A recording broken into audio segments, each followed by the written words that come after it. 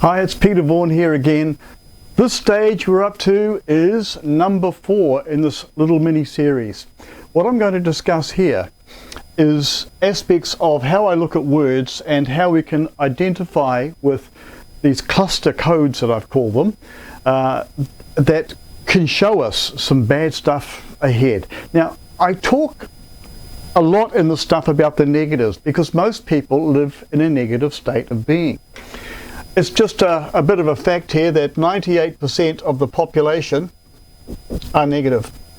So most people are negative. You could be driving down the road and there might be a pile-up of cars just taking their time. And you think, it's the wrong time of day for the rush hour. What's wrong? And after a kilometre or two, you'll see a traffic cop with somebody behind them or in front of them, and they're writing them up a ticket. And you think, they've slowed down for this. People all want to have a look what's going by. They call them rubberneckers. This annoys me because it's just something happening, but people want to know. If it's an accident, it's worse. You could just drive straight by as if someone had parked over there and was in trouble and maybe was on the cell phone. So there's this garbage that we're being trained to think. And even now today, 2020, more than ever, they brought fear into the Western world. Fear.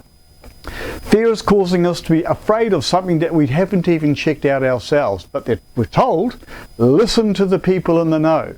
Well, I don't trust the people in the know. I think they're telling lies. So, if 98% are negative, is there then a room for the positive side? For the 2%ers? In fact, there is. In fact, you can change from a 98% to a 2% very, very easily.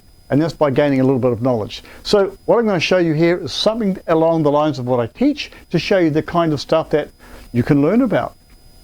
So I've got up here the word pandemic. Now with that word, which I've broken up into its 3 syllables, pandemic, I call them cluster codes. The codes are number 11, number 13 and number 16. In their own, they're just numbers.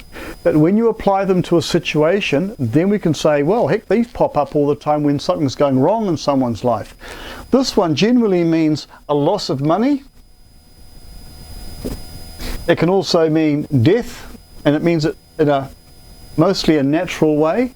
But depending on what that number's associated with, because when I did a little drawing on the board here before of who are you, and you had a mind and a body and a date of birth and a name, there are other factors that come along with this particular thing, so it's like a cluster coming forward. This one here usually means you didn't plan. No planning, so you have an accident.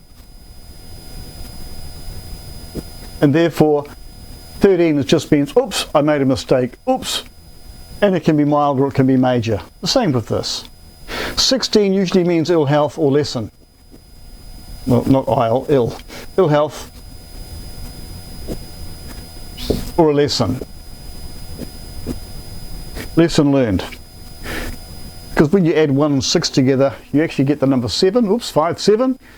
And 7 represents a key understanding of wisdom, knowledge and analysis. So people who think. Anyway, let's get away from that for the moment. That's just a coding that comes up when I teach things. So people see it in their timelines and we can avoid problems. Or take advantage of an opportunity that's just ahead. You can gain easier than you can lose, once you know how. So pandemic, look at that. The word pan, P-A-N, adds up to 13, which is a 4. Dem, when you look at dem, what other words can you get after dem? So 13, and that's another 4. You can have a demonstration, you can have a demolition, you can have demonic. Wow. And over here, the ick part, pandemic, is a 12 or a 3, and 3 means to grow or life. But when you add them all up, 4 plus 4 is 8 and 3 is 11. So a pandemic collectively is up here in the 98% mark in that area there. It's bad. Now a pandemic, we've been taught a new thing about pandemics. So the old word for pandemic means like global, overcome it, and it's gone by a couple of months. Not going on for a year. It's no longer a pandemic, it's now a plandemic, which means it's all been designed behind something. And what's it behind? Well, designed behind, I haven't got up on there. It's to do with the agendas. So we're going to look at that maybe just a bit later. Oh, I got the word agenda here. Oh, in fact, we're going to we're going to look at it now. All right. Before I do that, let's go over to here. I've got the number 8 here because the word agenda adds up to 23, which reduces to a 5, and you can see that by using the alphabet code up there. Now this 5 from this word, agenda 21 and agenda 30, they call them agenda 21 and agenda 30. When you're looking at 21, which sums to the number 3, 5 and 3 makes the number 8. And the same with agenda 30. 30 is 3, 5 and 3 makes 8. So I've got the two 8s in there. Let's look at 8. Look at 8 now. 8 is a circle above and below a line. If you can see, there's two circles here. Even though these aren't perfect circles, that's what they represent when I do the 8. Funnily enough, or interestingly enough, 8 is the only digit that has no beginning and no end. 0, that's a totally different kettle of fish. That one is to do with out of this world stuff, the unseen, the 0 factor. But it's also a multiplier. So we can't, it's everything and nothing at the same time. So here we've got a balanced situation. That means that my head is in the clouds, my feet are on the ground, so my mind is actively working, and I'm well planted on the ground. I am balanced. I'm not too much in the air. I'm not too much worried about my body. Over here, this is the body of a person who's more interested in their matter, because it's mind and matter. Mind and matter. That's your physical body, and that's your intelligence. So when a person's like this, they've got, oh, I don't care too much. I just work and go to pub. Bad plan. Over here, I've got a person with their mind is far too much up here, and they're not even touching the ground below. There's a big gap here.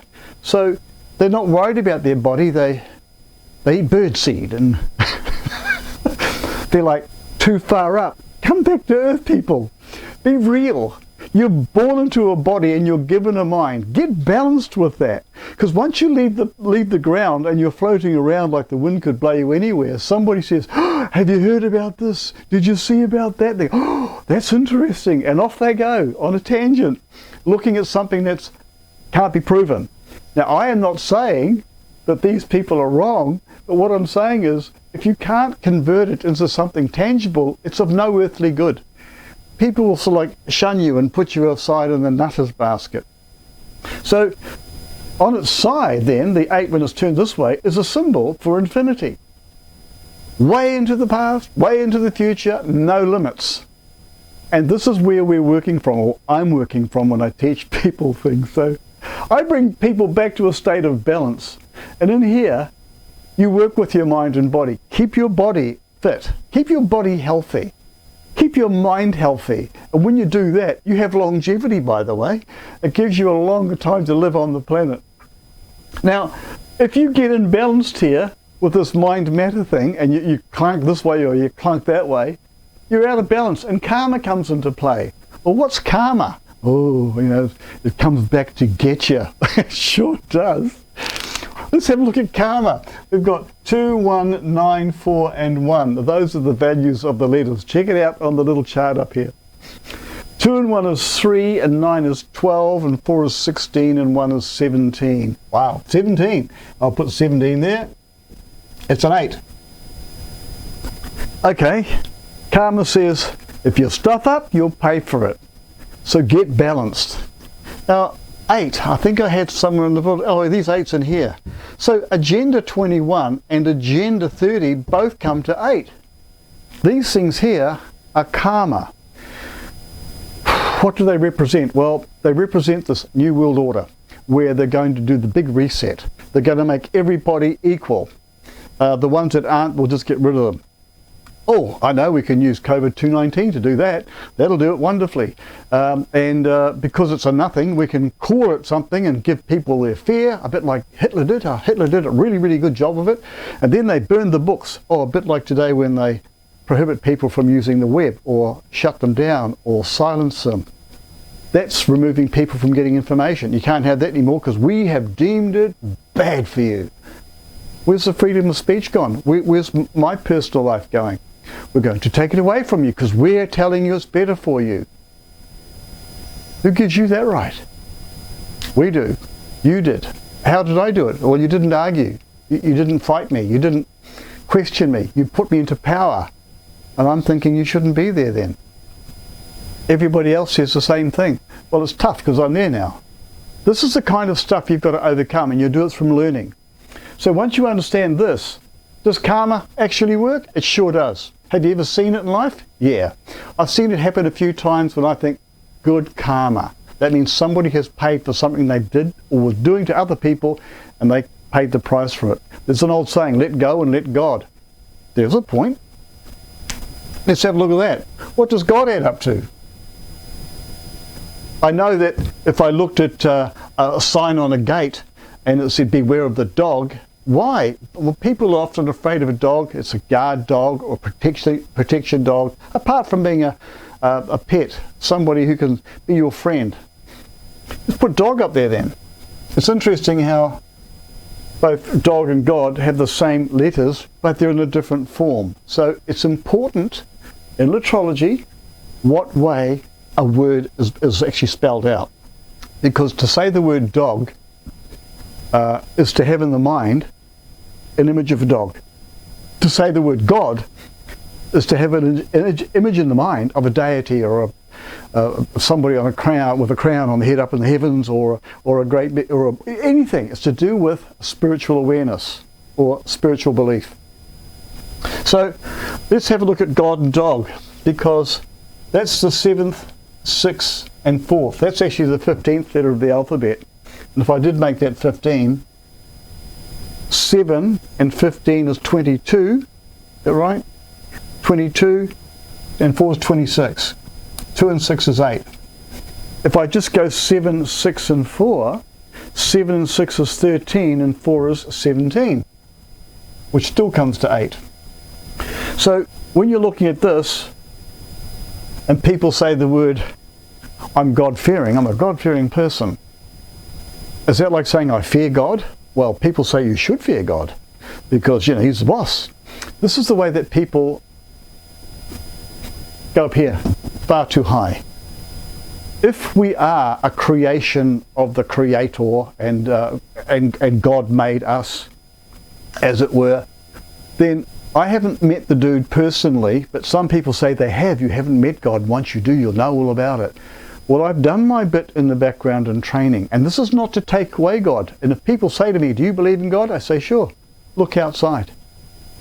Look at that land, the trees, the birds, the animals, all that's part of the creation. And guess what? My body comes from that. We're all part of that top 20 centimeters of topsoil out there. Most things that you know about, the foods you eat and the houses you build, all came from that dirt on the top of the earth. What we don't know about, we can speculate. We don't know about those things which were unseen. Have I met people who have died and come back? Yes. Have I studied them? Yes. Are they afraid of dying? No. What causes them to have this event and effect after that event? This is what this subject, Lettrology, actually does. So I have a more spiritual awareness of the unseen as much as I have of what's inside my visible and auditory spectrum.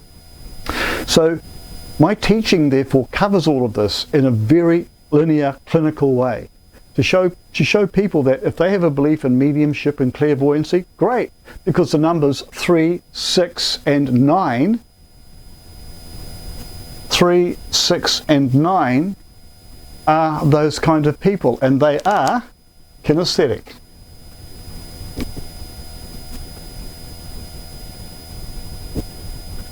Kinesthetic might be an A in there somewhere, kinesthetic.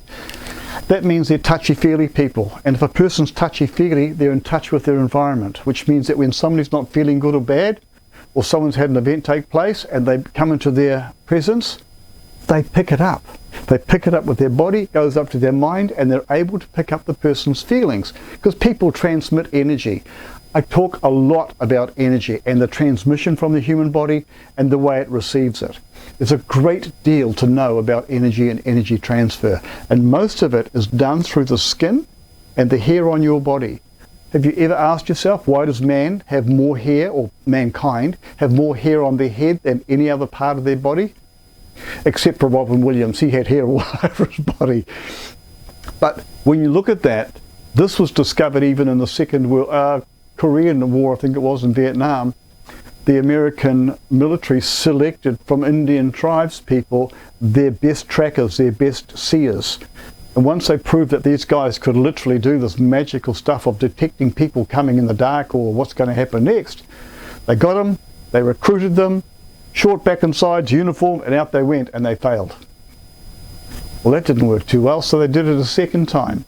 When they did it a second time, same thing happened. They couldn't do it anymore. And some bright spark said, leave their hair on. They put them through the same training, the same tests, it worked. Again, they put them in the field without cutting their hair, and it functioned. What is it about the human hair that makes a difference in our sensitivity? Well, when you study it, keratin, which is what hair is made of, is very, very difficult to, it doesn't break down very easily.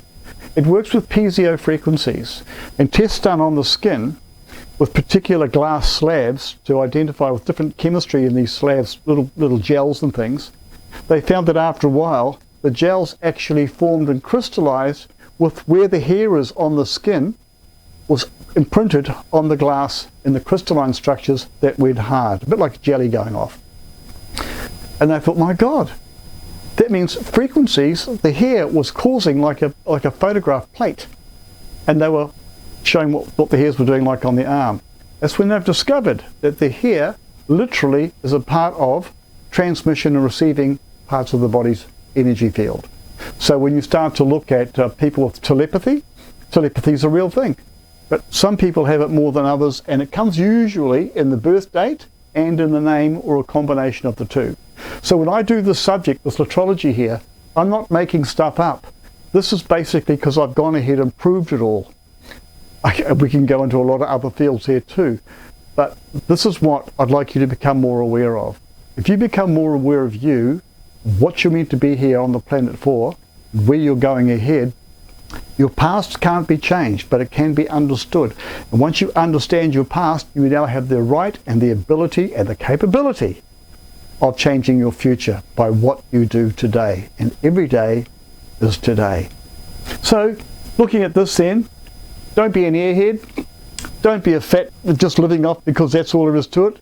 Once you understand you've got purpose, you become balanced. Once you're balanced, you can now find success in life in places you never thought of, and you will attract to you all the success and the keys for your success that you'll ever need. It comes from your skin and your hair.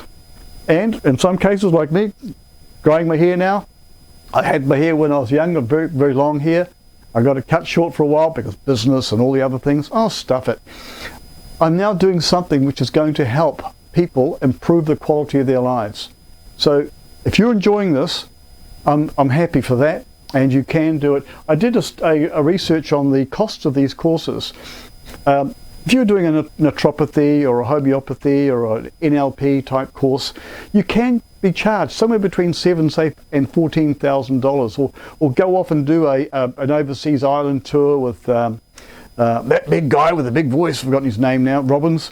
And you can do all sorts of things and heat sweat lodges and walk across coals. There's a science behind all of that.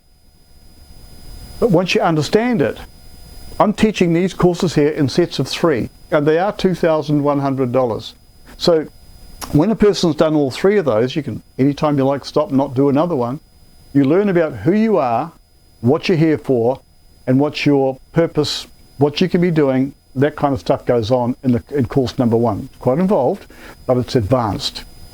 Course number 2 allows you to learn about what's happened in your past, the present, and the future. You might say, well, I know what's happening now. Sure. But how would you like to know what's happening 3 years ahead in June? Oh, you can do that? Yes, I can. How do you know that? Well, I can go back 15 years in the month of February when something else happened to you, or whatever it was. and identify that. Now, I have been blind tested by the best, and I mean the best. And the ones that do the best kind of blind testing under conditions are the military. So if you would like to learn more about you and where you're going in life, for the first time ever, become a Time Lord. You'll be able to literally become somebody who sees the past, present and future. I hope you're enjoying this, because I'm enjoying teaching it, and I'm about to open online courses. So if you want to know more about it, go to petervaughan.net, and my email's in there, and let me know. I can sure help you, and I can even look at your chart with your permission. And I even provide a forecast and a profile report for you if you like. I've reduced them at the moment. They're normally $70, and from this month, December, right through to the end of January in 2021, they're going to be at $45. You get about 30 pages, and most of that is forecast. You'll learn to find out how you feel in a particular month, what you should do for betterment, for improvement, for quality in that month, and what the circumstances are around you. I hope you're enjoying this again. I'm saying it too much because I just love the subject, and I've been a long time doing it. Now it's your turn. Come and learn it. Zoom it. We can do it all over the world. Find out who you are and where you're going. Find out if your New Year's resolution is going to work, and find out even what next year's got for you. Get hold of me, petervaughan.net. And this is Peter Vaughan signing out for this session. Number 5 is next.